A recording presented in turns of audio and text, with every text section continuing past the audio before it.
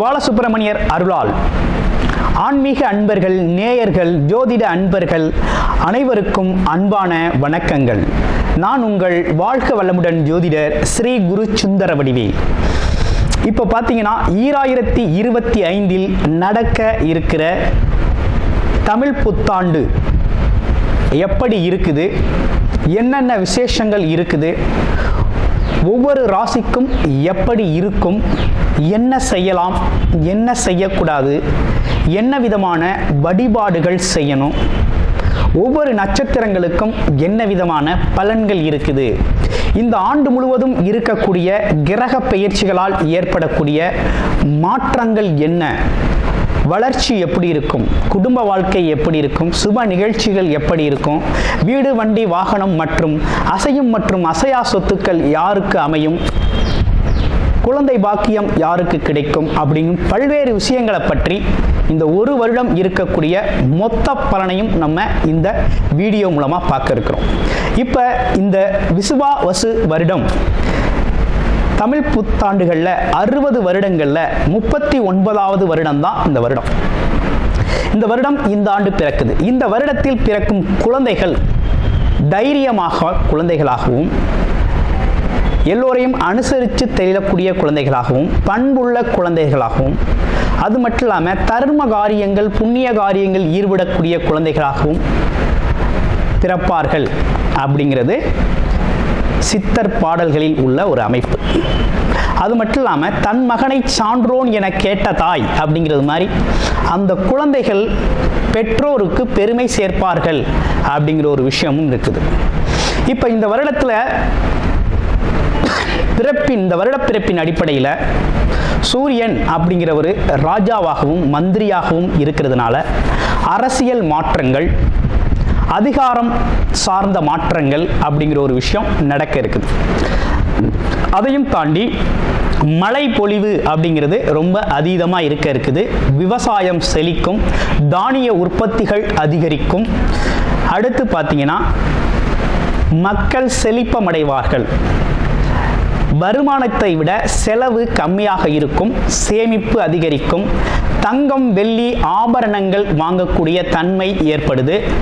அது இல்லாமல் பார்த்தீங்கன்னா இந்த காலகட்டத்தில் பசுக்கள் உற்பத்தி அப்படிங்கிற ஒரு விஷயமும் ரொம்ப நல்லா இருக்குது.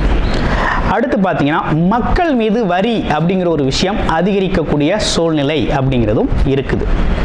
ஆக மொத்தத்தில் இந்த விசுவாவசு வருடம் அப்படிங்கிறது மற்ற வருடங்களை விட இந்த வருடத்தில் மக்களின் வளர்ச்சி அப்படிங்கிறது நல்லா இருக்கு. திரைப்படத்துறை ரொம்ப நல்லா இருக்கு.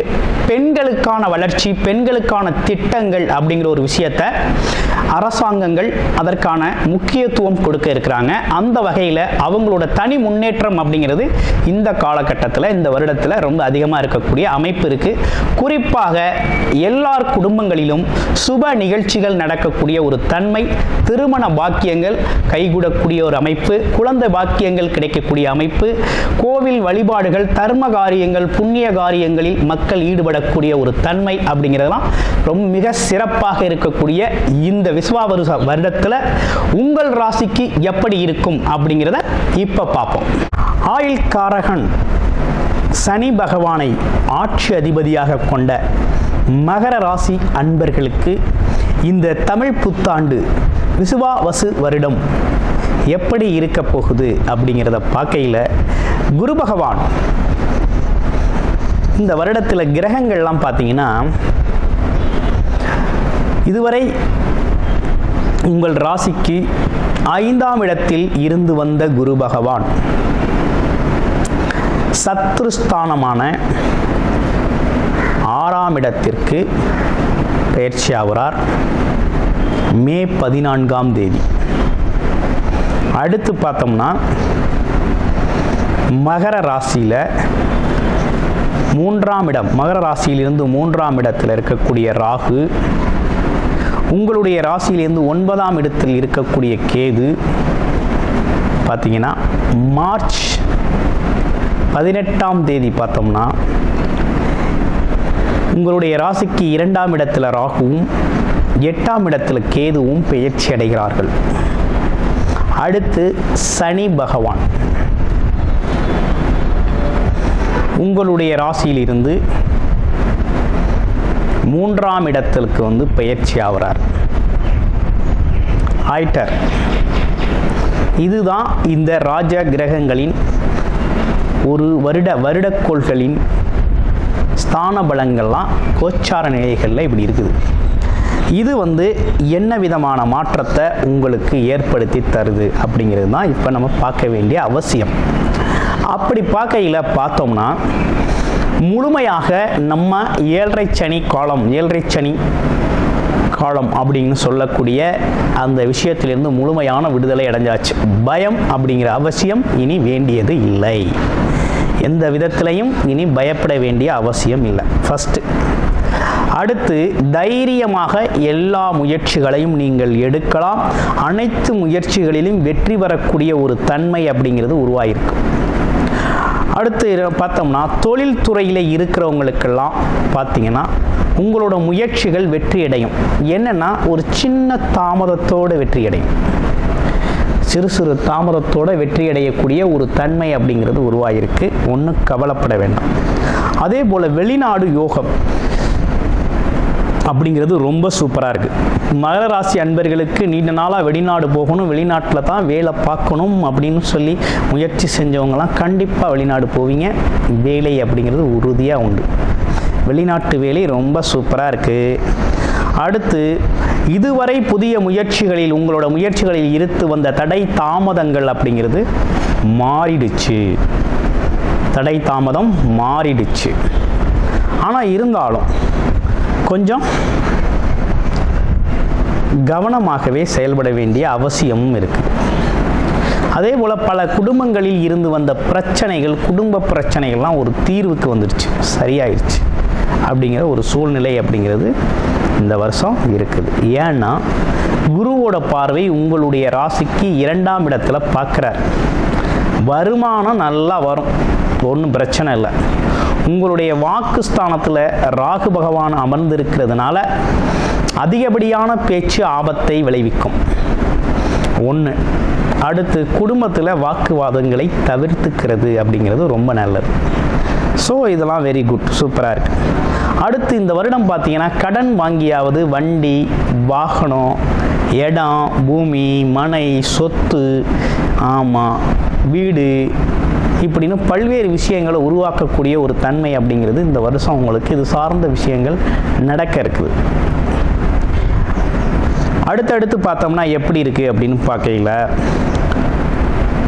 இந்த வருஷம் நீங்கள் யாருக்கும் ஜாமீன் போடுற வேலையை வச்சுக்கப்படாது.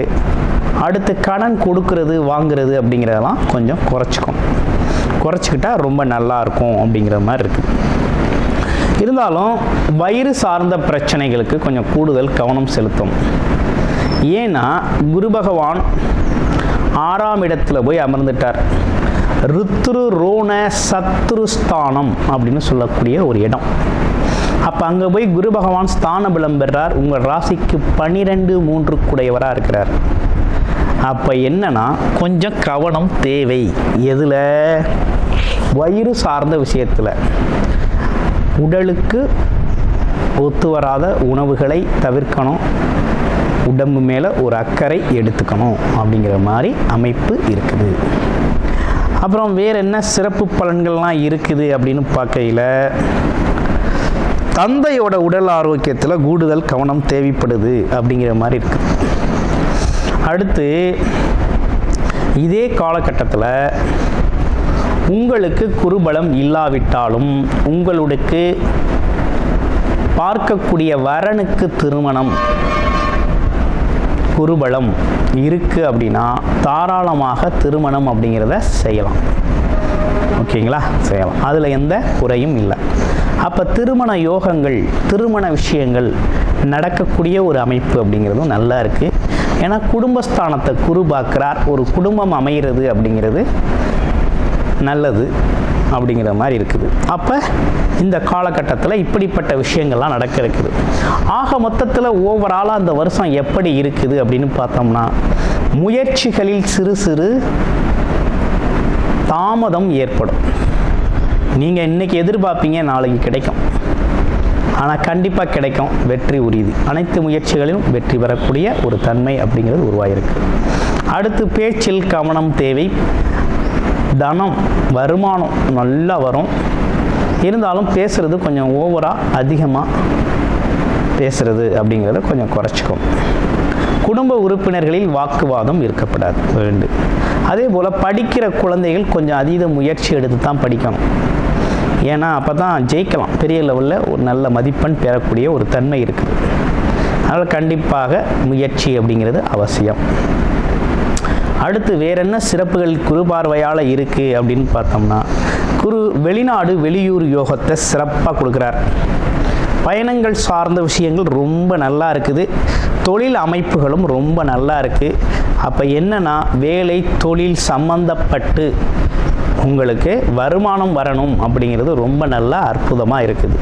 அதே நேரத்தில் விரய செலவுகள் அப்படிங்கிறதும் வருது. அது எப்படின்னா, உடல் ஆரோக்கியம் சார்ந்த விஷயத்தில் கொஞ்சம் கவனம் எடுத்தீங்கன்னா விரய செலவுகளை தவிர்த்துக்கலாம் அப்படிங்கிற மாதிரி இருக்குது. இன்னொரு விஷயம், வண்டி வாகனங்கள் அப்படிங்கிற மாதிரி சுப விரய செலவுகளை நிறைய பண்ணிக்கலாம். வீட்டுக்கு தேவையான அடிப்படை பொருட்களை வாங்குறது அப்படிங்கிற விஷயத்தில் கூடுதல் கவனம் எடுத்துக்கலாம் அப்படிங்கிற மாதிரி இருக்குது. ஓகே, இது ஒரு பக்கம் இருக்கட்டும். இப்போ உங்களுக்கு என்ன விதமான பரிகாரம் நல்லா இருக்குது அப்படின்னு பார்க்கையில், நீங்கள் இந்த காலகட்டத்தில் உங்களுக்கு என்ன நடந்திருக்கு அப்படின்னா, சனி பகவானோட 7.5 சனி பாதிப்பு முழுமையாக விலகிடுச்சு.